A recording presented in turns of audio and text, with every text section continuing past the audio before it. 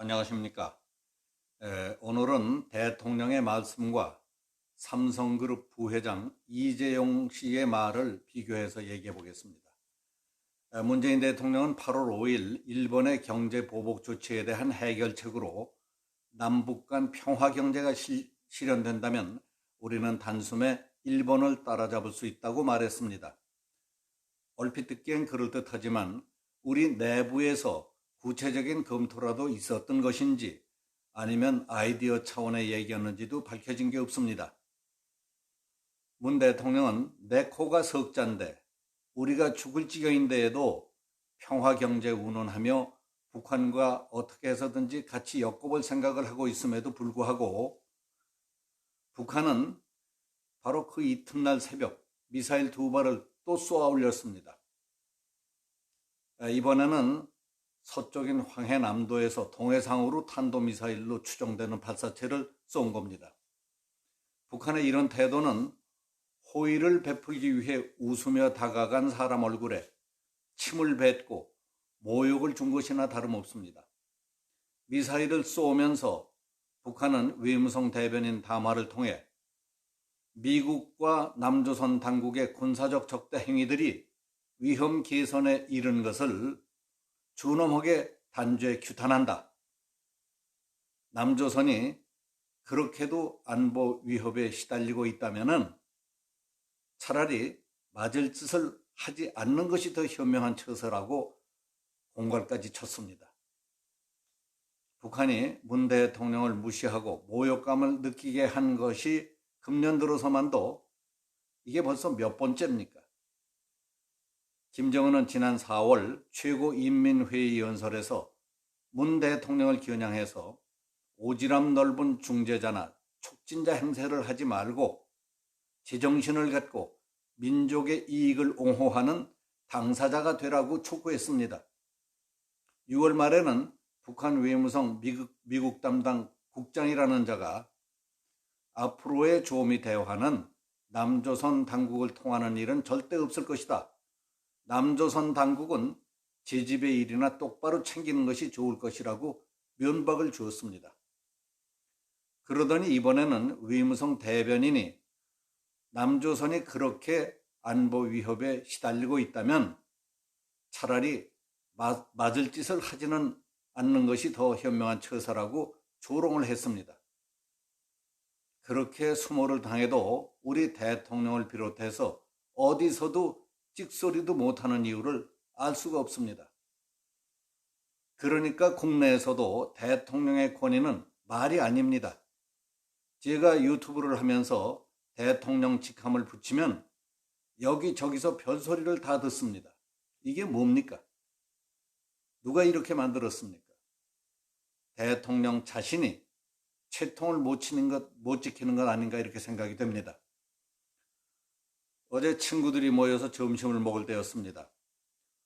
화제는 8월 5일에 있었던 문재인 대통령의 청와대 회의 발언과 삼성그룹 이재용 부회장이 긴급 경영진 회의 때 한 발언이 화제에 올랐습니다.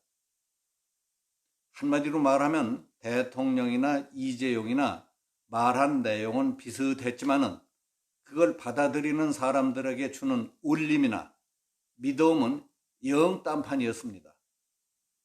대통령이 한 말에 대해서는 대부분 반감을 갖고 비판을 넘어서 비난을 쏟아붓지만은 이재용에 대해서는 지금까지 애써온 노고와 실적을 들어가면서 그를 동정하고 그가 한 말에 대해서도 큰 신뢰와 기대들을 갖고 있었습니다.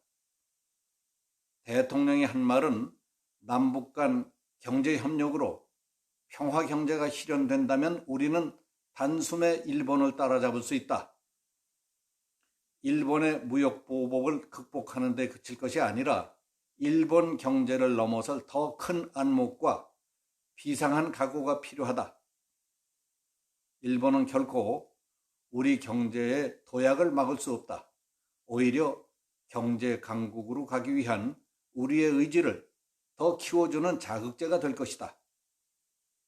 평화경제야말로 세계 어느 나라도 가질 수 없는 우리만의 미래라는 확신을 갖고 남북이 함께 노력해 나갈 때에 비핵화와 함께하는 한반도의 평화와 공동 번영을 이룰 수 있을 것이다 하는 얘기에 반응을 한번 보겠습니다. 남북 간 협력으로 평화 경제를 실현한다는 말은 무슨 뜻이고 일본을 단숨에 따라잡을 수 있다는 것이 현실성이 있느냐?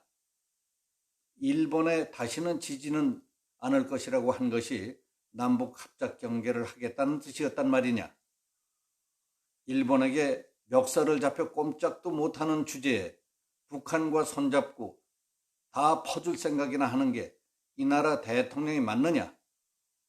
북한이 비핵화한다는 것은 북한이 남한을 적화 통일시키겠다는 염원을 포기하겠다는 건데 아직도 그걸 믿고 있느냐? 북한 체제에 소름 끼치는 저들의 악랄한 속성을 모르고 어리석고 순진하기 짝이 없다. 그 밖에 여러 가지 얘기가 있었습니다마는 민망한 얘기들이라 여기다 전해드릴 수는 없습니다.